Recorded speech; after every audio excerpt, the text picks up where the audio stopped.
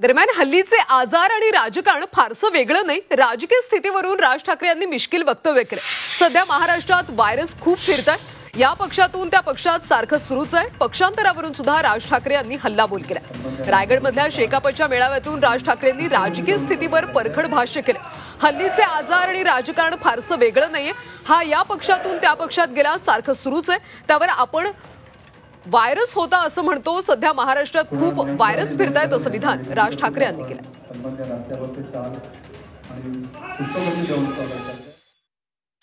कारण काय झालंय ते हल्ली डॉक्टर सांगत नाहीत.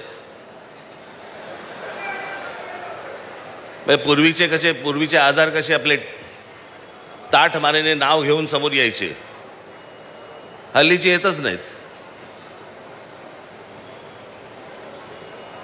हल्लीचे आजार आणि सध्याचं महाराष्ट्राचं राजकारण फारसं काही वेगळं नाहीये. हा या पक्षातून त्या पक्षात गेला, तो त्या पक्षातून त्या पक्षात गेला.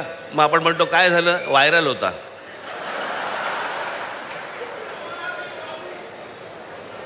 हे सगळे महाराष्ट्रात व्हायरल खूप फिरतायत.